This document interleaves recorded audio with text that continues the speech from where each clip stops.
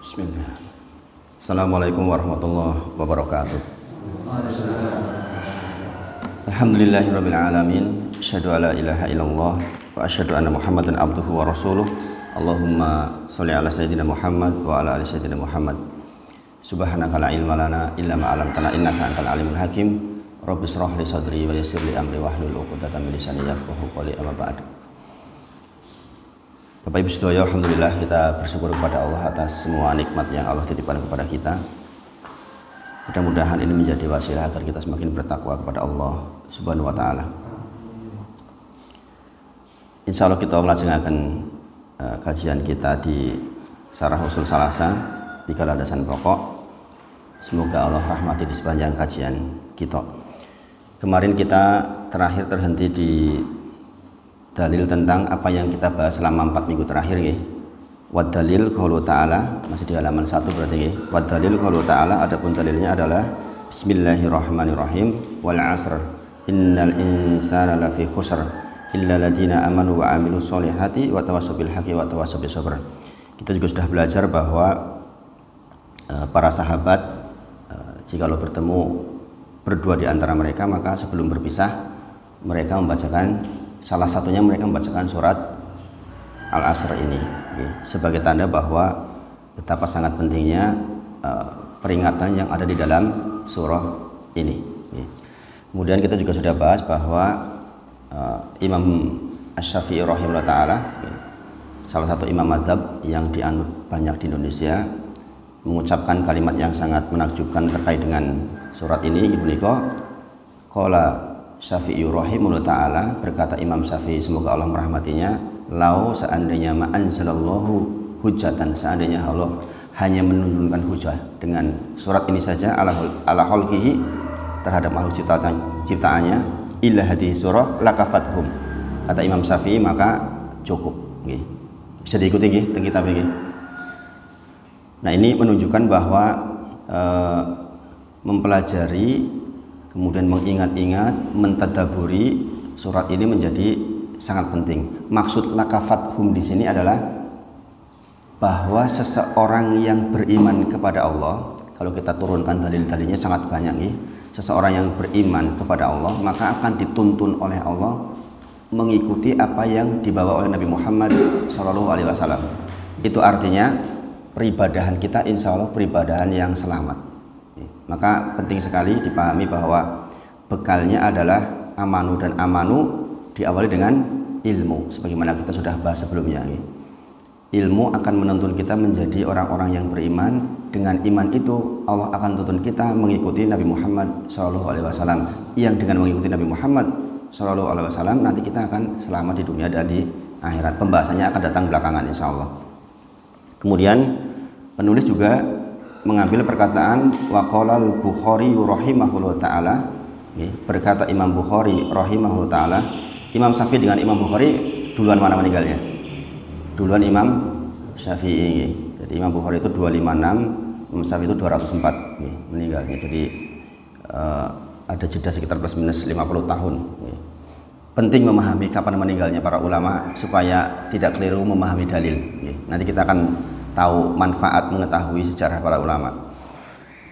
Berkata Imam Bukhari semoga Allah merahmatinya, babul ilmi qoblal qawli wal amal. Bab tentang ilmu sebelum perkataan dan perbuatan.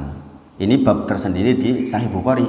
Kalau jenengan pelajari kitab Sahih Bukhari, maka jenengan akan menemukan salah satu bab namanya bab tentang ilmu sebelum kita berucap dan bertindak.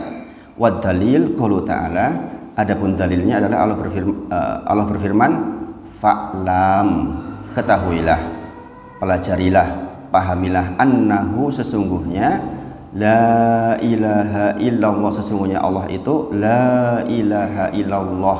Jadi ini ketahuilah, pelajarilah tentang kalimat tauhid, bahwa tidak ada yang berhak disembah kecuali Allah. Baru kemudian kita wastaghfirli dzambik, baru kemudian kita beristighfar kepada Allah Subhanahu wa taala. Ini jelas banget kita dalilnya nih. Babul ilmu qoblal qauli wal amal. Yang namanya istighfar, kita tahu nih, istighfar itu tindakan kita berupa ucapan lisan untuk meminta ampun kepada Allah. Gitu Bang. Ini kan berarti ada tindakan dan ada ucapan. Oke. Di dalam dalil ini dikatakan, di dalam surah Muhammad ayat 19 ini dikatakan bahwa sebelum panjenengan mengucapkan istighfar, astagfirullah, kemudian jenengan melakukan tindakan-tindakan diikuti dengan tobat biasanya. Bedanya istighfar dengan tobat itu apa? Kalau tobat itu diikuti dengan tindakan-tindakan. Tapi kalau istighfar itu lisan, memang dia lisan. Lisan mengucapkan astagfirullah, ya Allah saya minta ampun kepadamu. Kalau taubatan nasuha nanti diikuti dengan tidak mengulangi lagi, niat tidak mengulangi lagi, meskipun kadang-kadang ya kejeblos meneh gitu. Tapi niatnya tidak mengulangi lagi.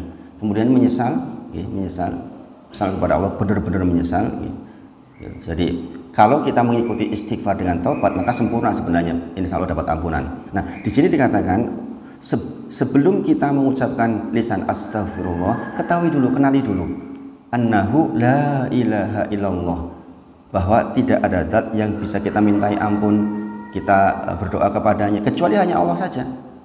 Jadi memahami ilmu sebelum kita bertindak dan berbuat itu bab tersendiri dalam agama ini. Kemudian fabada'a bil ilmi qoblal qauli wal amal. Demikianlah Allah mengajarkan kepada kita memulai dengan ilmu sebelum berkata dan berbuat. Nah, Bapak Ibu sedaya, ini bab yang sangat pendek tetapi pembahasannya sungguhnya sangat panjang tentang babul ilmu qoblal qauli wal amal. Bab tentang memulai segala sesuatu dengan ilmu itu bab yang sangat panjang sebenarnya. Secara prinsip, jangan ingat-ingat 3 hal ini. Ilmu itu akan membenarkan ibadah kita. Ilmu akan membenarkan ibadah kita, yang pertama.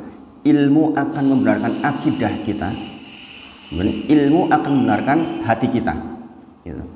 Jadi sekali lagi pembahasan babul ilmu qoblal qauli wal amal itu sangat panjang, tetapi secara umum disimpulkan di 3 bagian ini.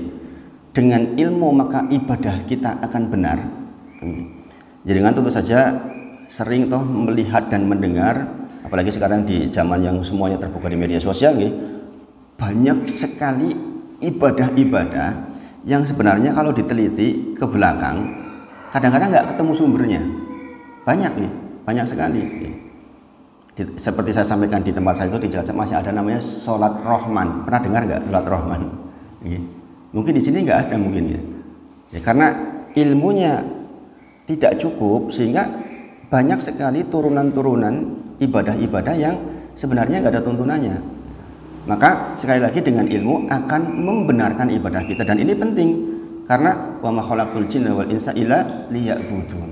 Tidaklah kita diciptakan oleh Allah kecuali hanya untuk beribadah, dan dengan ilmu akan membenarkan ibadah kita, dan ini kebutuhan buat kita. Kita sangat berkebutuhan.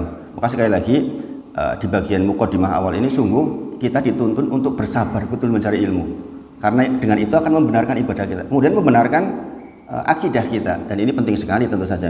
Kita tahu yang akan menjadi bekal pulang kita adalah kalimat tauhid la ilaha illallah, yang dengan kalimat itu kita ingin akhir kalam kita itu man akhiru kalamihi la ilaha illallah dakhulal jannah, sing sinten kemawon akhir kalamnya la ilaha illallah masuk surga. Maka talqin itu dengan la ilaha illallah. Talqin itu bukan dengan istighfar, bukan dengan yang lain-lain. Talqin dengan la ilaha illallah. Lakinna mautakum dengan la ilaha illallah. Maka kita meminta juga kepada Allah, mudah-mudahan akhir kalam kita, akhir kalimatnya kita ucapkan adalah la ilaha illallah. Kita mohon betul itu. Kita mohon betul itu kepada Allah. Karena sakaratul maut itu perjuangan terakhir setan untuk mengalihkan kita agar kita tidak bisa mengucapkan itu. Maka di antara tanda husnul khotimah adalah ucapan la ilaha illallah. Dan ketahuilah Bapak Ibu sedaya, ilmu itu akan membantu kita mendapatkan itu. Sebagaimana di dalam surah Ibrahim ayat ke-27 seperti yang saya sampaikan sebelumnya.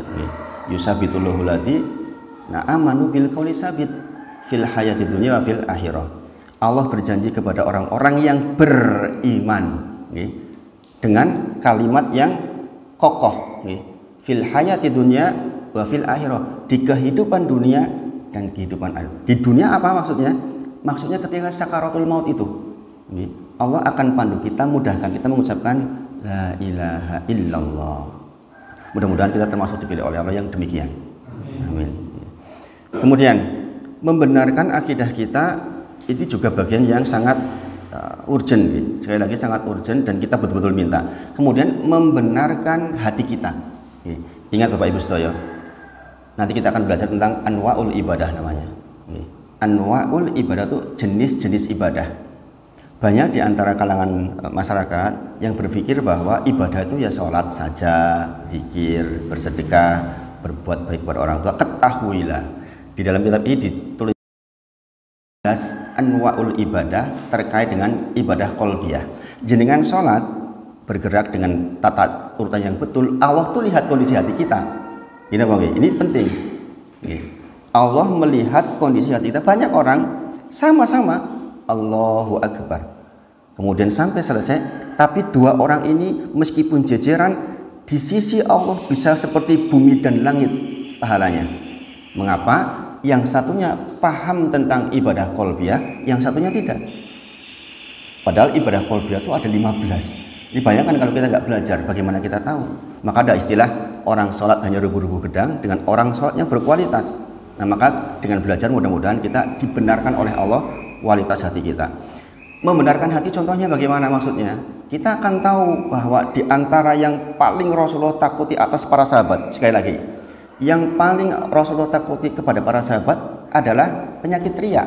Contohnya, bahkan Rasulullah menyampaikan, ketakutanku terhadap Dajjal dibandingkan ke riya, lebih besar ke riya, karena riya itu bisa mempengaruhi kualitas ibadah orang soleh. Gitu. Yang namanya riya itu penyakitnya orang baik. Rajin yang masjid, rajin sedekah, dia akan digerogoti dengan riya, merasa bahwa ingin dinilai oleh orang, ingin dinilai oleh makhluknya Allah. Itu masuk dalam ibadah qalbiyah. Maka dengan ilmu, babul ilmu qoblal qouli wal amal, maksudnya diantaranya adalah membenarkan kondisi hati kita. Sama-sama sholat, sama-sama sedekah, sama-sama berbuat baik kepada orang tua, ini bisa sangat berbeda di sisi Allah kalau qalbiyahnya benar dan tidak. Dan itu butuh ilmu, sekali lagi itu butuh ilmu. Saya katakan kebutuhan ini mendesak. Kenapa? Sejauh saya ngajar ngaji di banyak masjid dengan berbagai macam latar belakang jamaah, tidak sedikit mereka yang S2, S3. Sering mereka bersaksi setelah ngaji itu, ya Allah Ustadz, andai saya tidak belajar seperti ini sampai mati, mungkin saya hanya akan ibadah sebagaimana umumnya orang. Sholat ya sholat sampai selesai sampai salam, tapi nggak pernah menghadirkan hati yang sempurna. Dan kita akan pelajari di sini, masya Allah. Maka sekali lagi dengan bersabar, mengikuti, mudah-mudahan Allah izinkan kita punya umur, punya waktu, dan dimudahkan untuk menerima ilmu dan mengamalkannya, insya Allah. Nah, ini muqaddimah yang pertama. Kemudian Syekh menyampaikan muqaddimah yang kedua. Jangan baca di bawahnya. Muqaddimah yang kedua. I'lam, sudah ketemu belum? I'lam, ketahuilah, pahamilah, rahimakallahu, semoga Allah merahmati kalian.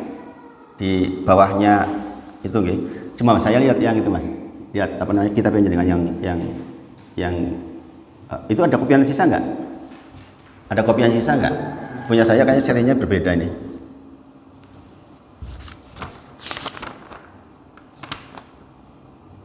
Nah, yang ini maksudnya halaman 2 ya.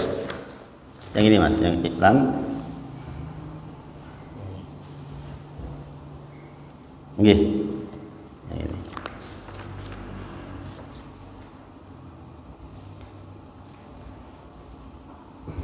Jadi kitab ini tuh sebenarnya kumpulan beberapa risalah. Risalah itu tulisan singkat Syekh.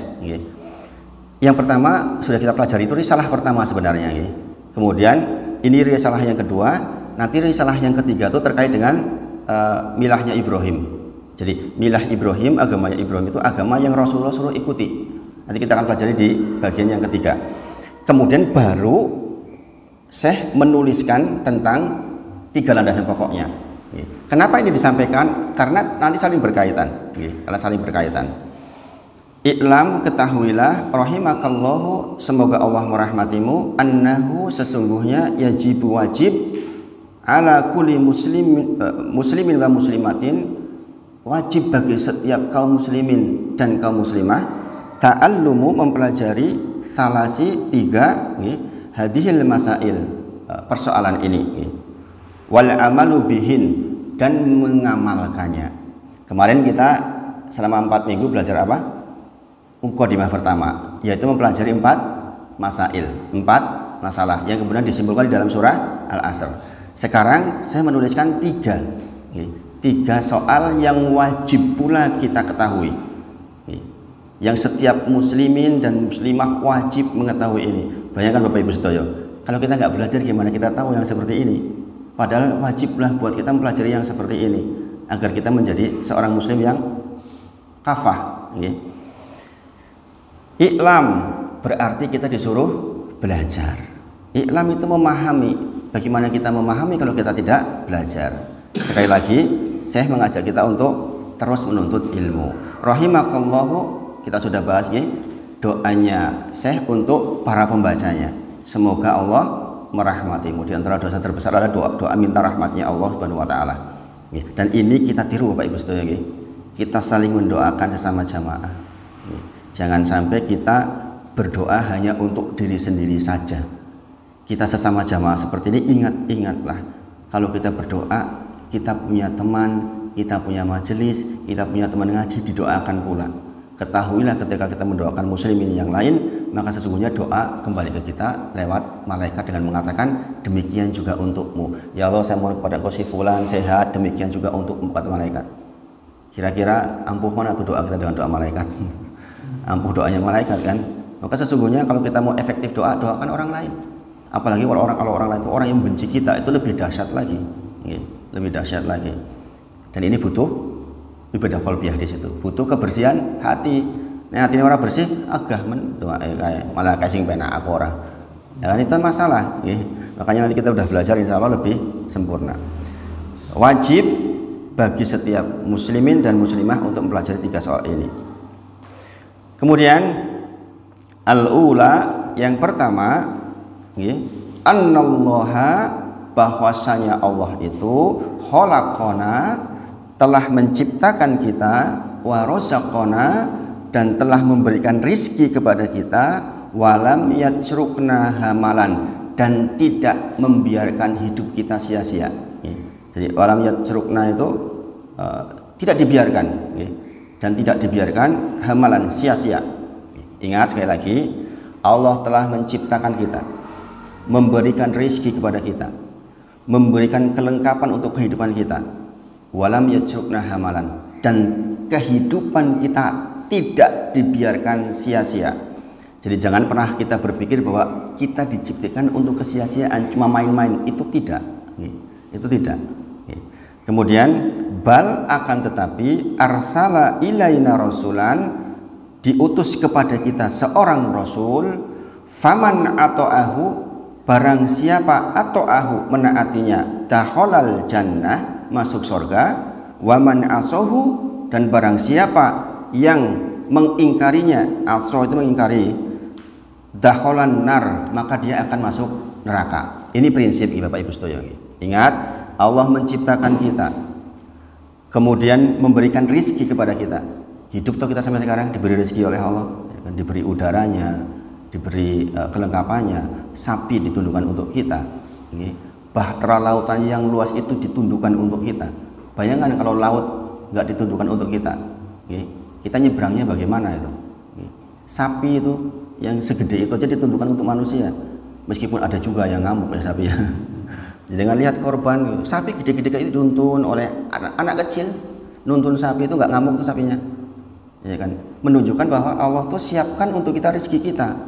Bayangkan kalau sapi itu tahu bahwa manusia itu lemah, disepak sekali hancur, gitu. Betapa Allah itu menyiapkan untuk rezeki kita itu luar biasa.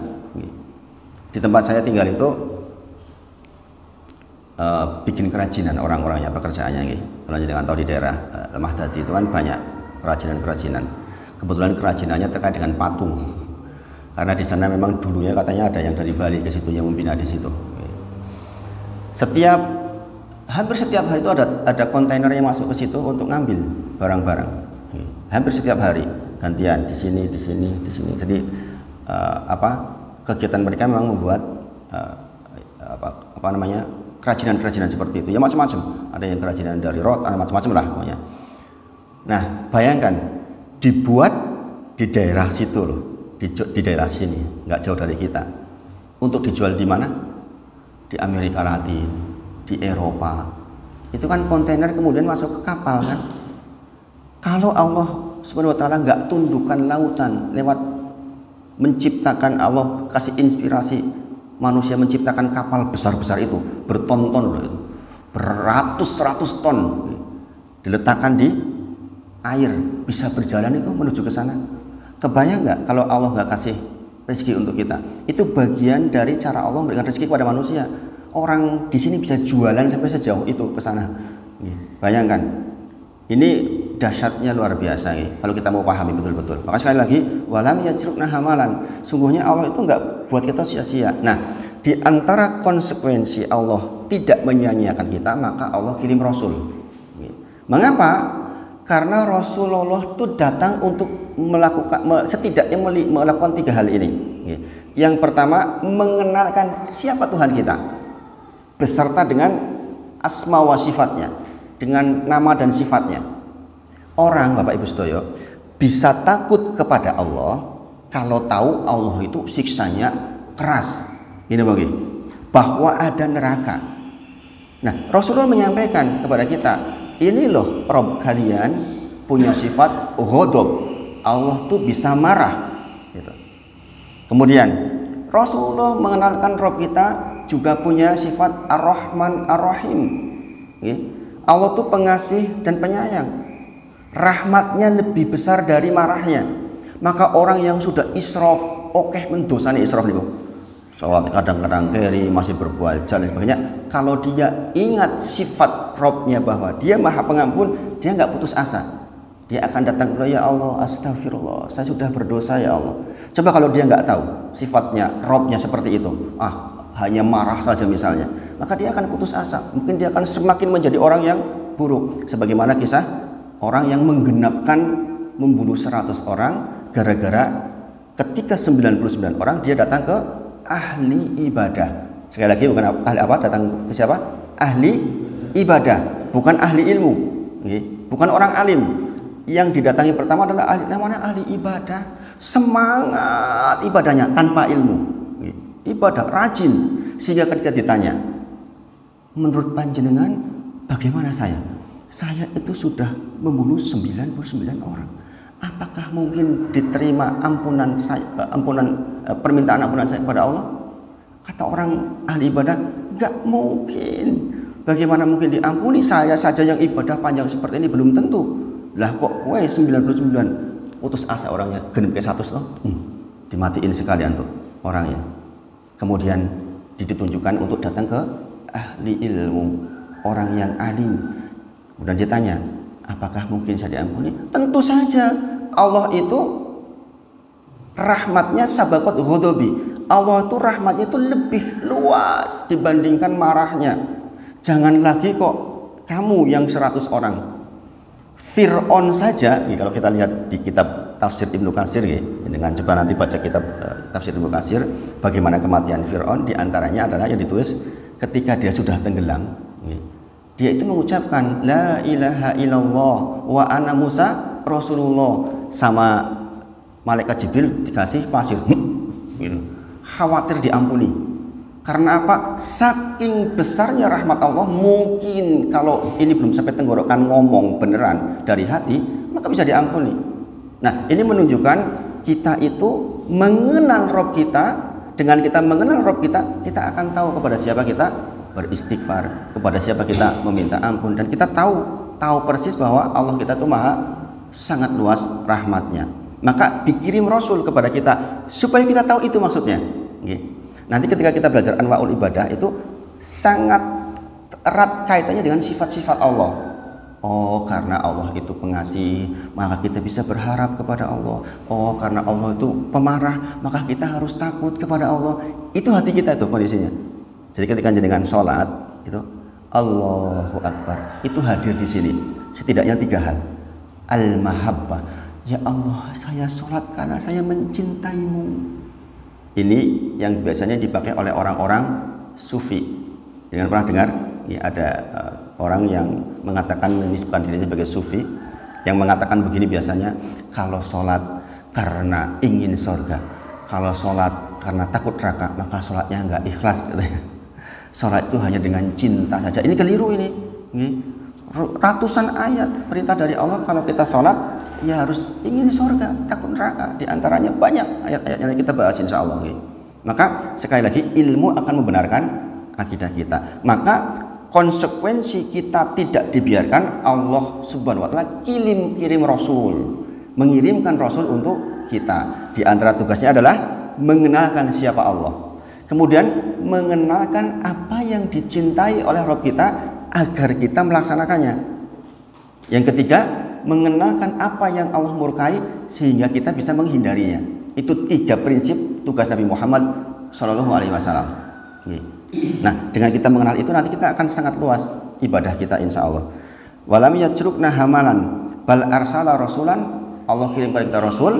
Nah, kata kuncinya adalah faman ata'ahu dakhalal jannah, sing sinten kemawon taat kepada Nabi Muhammad SAW, maka jaminannya adalah surga.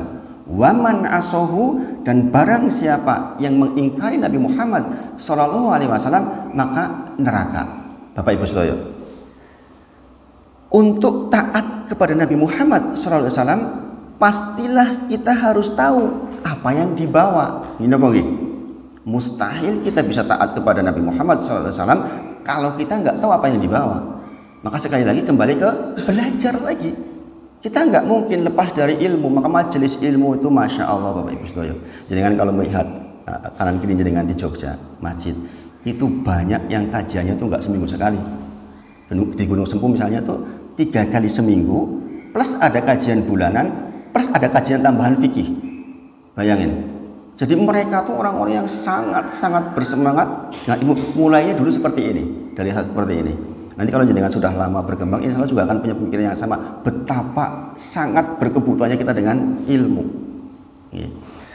Kemudian wadalil qul ta'ala, ingat kita belajar selalu menghadirkan dalil terkait dengan perkataan yang kita sampaikan.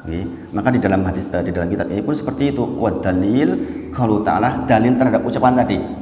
Dalil bahwa Allah itu kirim Rasul, dan barang siapa yang taat akan masuk surga, yang tidak taat masuk neraka. Wadalil qul ta'ala, jadi dengan baca selanjutnya, ada pun dalilnya.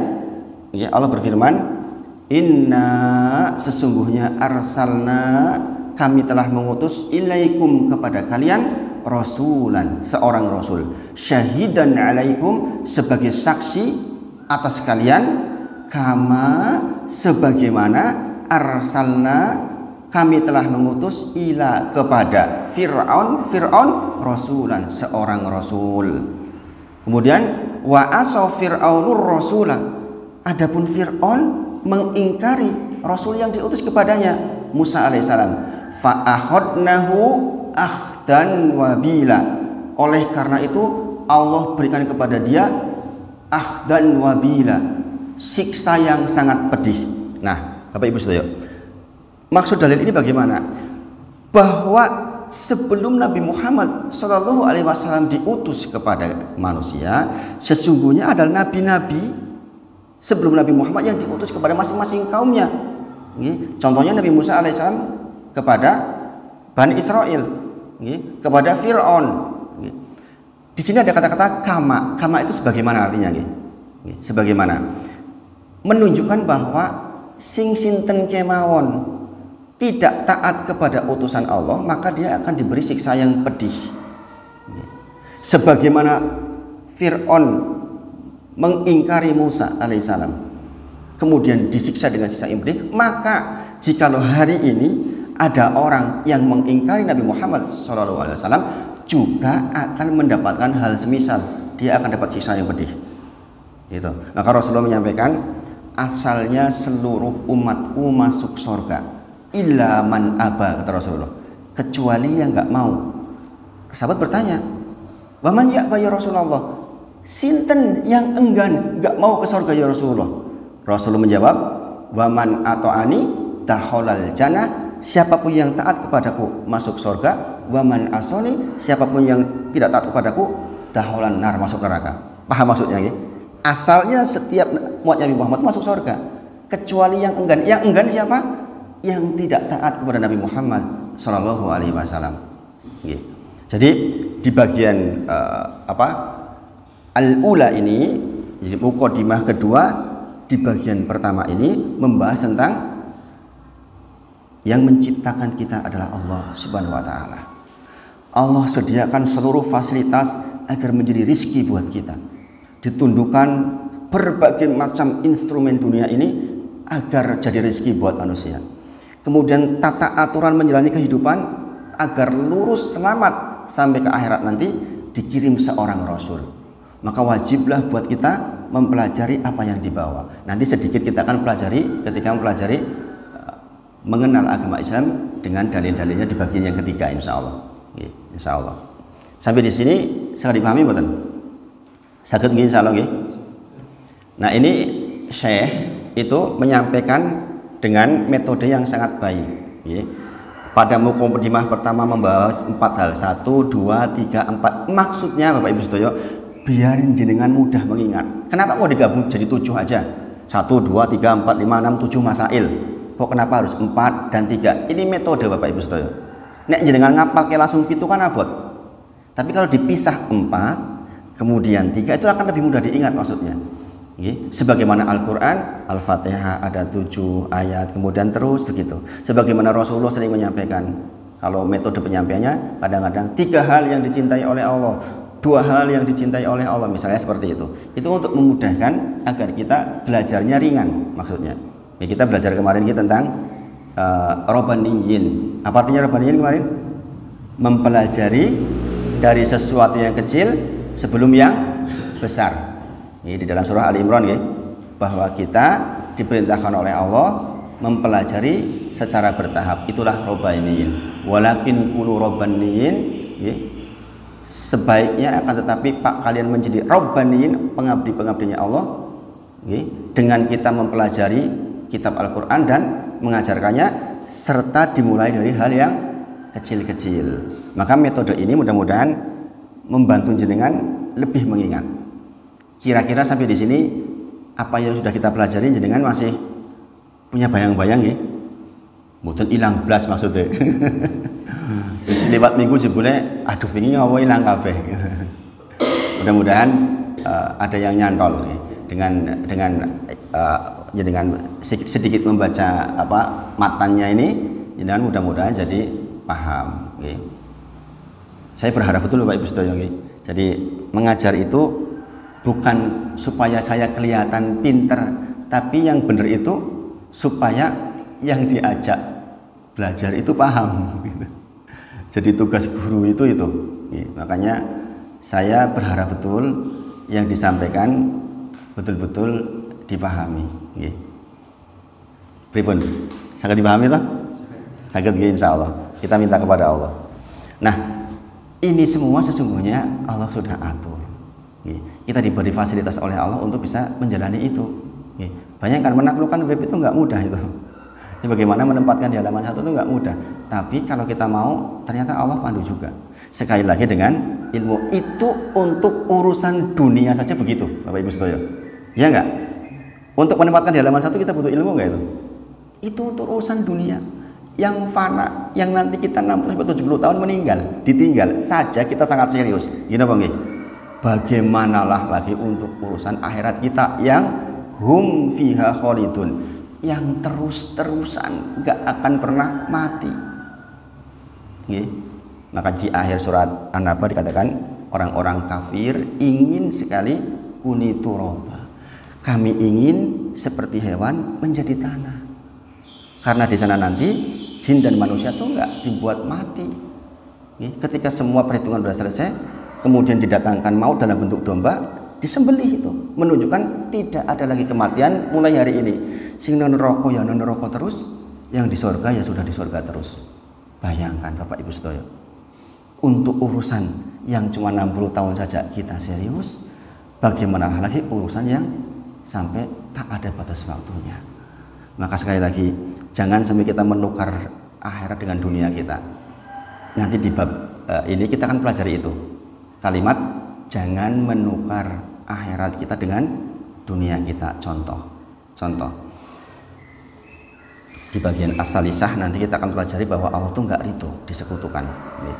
Maka jangan sampai kita hanya karena untuk urusan kelarisan dagangan kemudian kita melibatkan bekerja sama dengan pihak ketiga.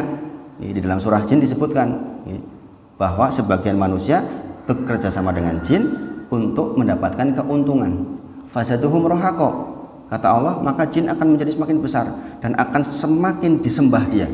Kalau kita mati dalam kondisi itu, neraka jahanam selama-lamanya. Na'udzubillah min dzalik. Dan ketika saya sampaikan ini di beberapa tempat, ada takmirnya yang mengatakan, tolong Ustadz di bagian ini diulang sampai 4 atau 5 kali. Karena ternyata sebagian besar pedagang melakukan itu katanya. Saya tidak paham realitanya di masyarakat, meskipun saya pernah dikonsultasi oleh seorang yang dia buka rumah makan besar di Jogja. Jangan pasti juga sebenarnya tahu. Beliau mengatakan setiap kali saya masak baru 5 menit bau. Setiap kali saya masak nasinya dibuka 5 menit bau. Kemudian banyak di antara orang mengatakan datang ke dia, saya datang ke sini kok tutup, padahal nggak tutup. Nah, ini perilaku orang-orang yang menukar akhirat dengan dunianya. Coba kalau kita nggak belajar, mungkin kita mikirkan nek orang nggak kelarisan, orang laris piye, kan gitu. Padahal itu babul akidah. Orang berzina itu masih mungkin diampuni oleh Allah, tapi tidak dengan yang begitu itu. Bayangkan, itu namanya dosa apa? Syirik. Ketika kita terjerembab kepada kesyirikan, kemudian kita meninggal, maka kita masuk neraka jahanam selama-lamanya. Itu yang namanya su'ul khotimah. Na'udzubillah min dzalik. Nah, itu dibahas di mana? Dibahas di bagian as-saniyah. Jangan baca di bawahnya. As-saniyah. Jam berapa sekarang? Suruh itu jam berapa, Mas? 5:41 apa nggih? Kita bacakan berikutnya as-saniyah yang kedua. Annallaha, bahwasanya Allah la yardo, tidak ridho, an yusroka ma'ahu ahadun, disekutukan bersama dia apapun fi ibadatihi, di dalam peribadahan. La malakun muqarrabun wala nabiyun mursalun. Tidak juga malaikat yang didekatkan atau nabi yang diutus. Sekali lagi, annallaha la yardo, siapa yang tidak ridho? Allah.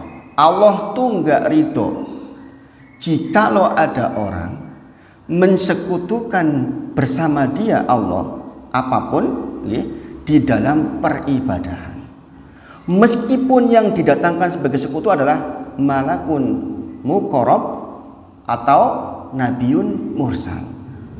Sekarang Bapak Ibu Sedoyo, ini penulis sungguh membimbing kita agar terhindar dari kesyirikan luar biasa. Nek disejajarkan dengan malaikat yang didekatkan, malaikat Jibril maksudnya, atau nabi yang diutus termasuk Nabi Muhammad SAW saja tidak boleh. Apalagi makhluk Allah yang di bawah itu, paham nggih? Apalagi cuma pohon, apalagi cuma matahari, apalagi cuma bintang, apalagi cuma wali-wali. Tentu saja mereka semua derajatnya di bawah Nabi Muhammad SAW, di bawah malaikat Jibril alaihissalam. Gini apa okay? Dengan dua makhluk ini saja tidak boleh didatangkan sebagai nidan atau pembandingnya Allah, apalagi yang selain itu. Tidak bisa dipahami Bapak Ibu. Ini kan langsung nutup toh, bahwa jangan sampai kita menyekutukan Allah Subhanahu wa taala. Wa dalil qul ta'ala, adapun dalilnya adalah wa anal masajida lillahi fala tad'u ma'allahi ahadan. Surah Al-Jin ayat ke-18. Wa anal masajida lillahi fala tad'u ma'allahi ahadan.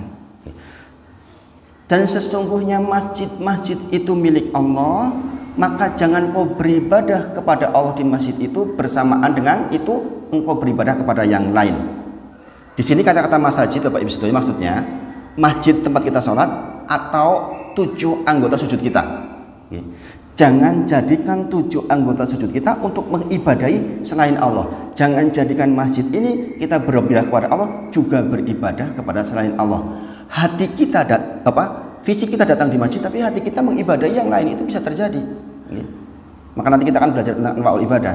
Maka sekali lagi, Allah tuh nggak ridho yang demikian. Maka kemudian Bapak Ibu sedaya, kita lihat beberapa ayat terkait dengan hal ini. Yang pertama, Rasulullah menyampaikan kepada kita, ala ukhbirukum bi akbaril kabair. Kata Rasulullah, adakah mau kuberitahukan kepada kalian para sahabat tentang dosa besar yang paling besar?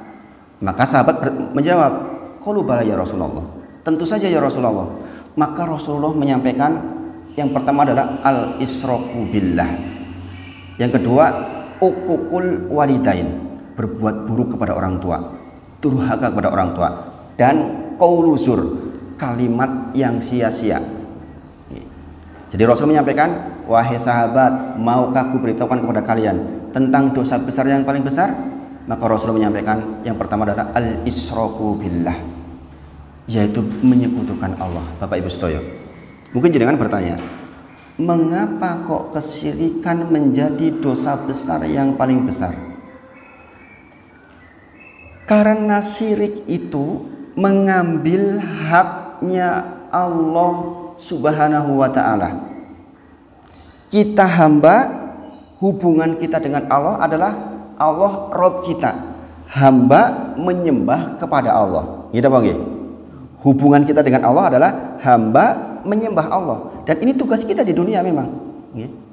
Lah kemudian tiba-tiba kok kita menyembahnya atau memintanya atau bertawakalnya atau takutnya tidak kepada Allah, tapi kepada selain Allah. Maka Allah murka dengan sangat. Berzina, naudzubillah, itu perbuatan buruk dan sangat buruk, tetapi tetap masih hubungan antar makhluk. Ini apa nggih? Antar manusia. Mencuri, naudzubillah, perbuatan buruk, tapi masih hubungan makhluk dengan makhluk. Saya mengambil haknya orang lain, diambil oleh saya. Dosa, tetapi dosanya kalah dibandingkan dengan ketika kita mengambil haknya Rabb kita, yaitu haknya apa? Diibadahi. Sangat dipahami Pak Ibu sedaya. Maka saya kasih gambaran begini. Ada seorang ibu melahirkan seorang anak. Dia mengandung 9 bulan. Capeknya kayak mana ibu-ibu yang tahu. Apalagi kalau yang, mohon maaf, ada yang hamil mulai 3 bulan itu sudah nggak bisa makan, harus disonde. Saya punya saudara yang seperti itu. Begitu dia hamil, masuk bulan ketiga, itu makanannya harus disonde. Karena setiap makan muntah. Makanya dia punya anak 2 saja sudah alhamdulillah nggak berani lagi punya anak yang ketiga. Saking beratnya kehamilannya. Hamil berat di dalam Al-Quran digambarkan menjadi lemah, berat. Bayangkan berapa kilo tuh ari-ari dan segala sesuatunya itu. Kita laki-laki suruh gendbol seperti itu kayak apa rasanya tuh? Dikasih batu 10 kilo di sini tiap hari 9 bulan, kayak mana rasanya itu? Lemah, susah, kemudian dilahirkan. Sudah lahir disusui 2 tahun aturannya. Setelah 2 tahun dibimbing oleh kita masuk ke PAUD, TK, SD, SMP, SMA, kuliah jadi dokter hebat terkenal. Tiba-tiba anak ini mengatakan ke ibunya, Bu, saya sudah kuliah di Jogja. Ini orang kampung ceritanya misalnya. Di Jogja saya ketemu ibu kos baik banget sama saya. Sering kasih makan, tempat tinggal saya juga dibersihin oleh beliau, diutus orang-orang untuk bantu saya. Kok baiknya luar biasa. Maka mulai hari ini saya akan di samping berbakti kepada ibu, saya mau bakti sama ibu kos saya. Kinten-kinten ibu kita marah tidak? Jengkel buatan kinten-kinten jenengan. Saya nggak kalah sama jenengan, dia juga orangnya baik, nggak kalah sama ibu, maka saya juga akan berbakti sama dia. Marah bukan kira-kira? Luar biasa tentu saja sedihnya orang tua. Demikianlah Allah tuh menciptakan kita, memberikan rezeki kepada kita, menghidupi kita. Tiba-tiba kita meminta kepada selain Allah untuk urusannya. Wahai wali fulan, tolong saya. Jenengan sering dengar buatan. Bahkan di Arab Saudi sendiri, dulu awalnya orang-orang ketika anaknya sakit mengatakan, ya Syekh A'rab, wahai orang alim di Arab, tolong bantu kesembuhan anakku. Kata-kata al-ghisri dalam bahasa Arab itu doa. Contoh, ya Abdul Qadir Jailani, Al-Ghisni, tolong saya. Tolong saya dalam bahasa Arab itu doa. Padahal doa kepada selain Allah itu syirik paling besar. Tidak ada syirik lebih besar dibandingkan dengan berdoa kepada selain Allah. Kalau kita sedang seperti itu meninggal, naudzubillah, neraka jahanam selama-lamanya. Maka penting sekali kita mempelajari hal-hal seperti ini. Sekali lagi, yang tidak ridho siapa? Allah tidak ridho disekutukan dengan apapun, Maka Bapak Ibu sedaya, mudah-mudahan kita termasuk orang-orang yang dipilih untuk mendapatkan ilmu yang baik, sehingga kita bisa melaksanakan sisa akhir hidup kita dengan penuh kebaikan. Ini bagian yang kedua, insya Allah sudah masuk suruk. Sekarang kita lanjutkan di pertemuan berikutnya. Sisa waktu 5 menit. Kalau jangan ada pertanyaan, monggo. Saya akhiri dulu dengan kafaratul majlis. Subhanakallahumma wa bihamdika, asyhadu an la ilaha illa anta, astaghfiruka wa atubu ilaik. Wa akhiru da'wana alhamdulillahirabbil alamin. Assalamualaikum warahmatullahi wabarakatuh. Monggo kalau ada pertanyaan.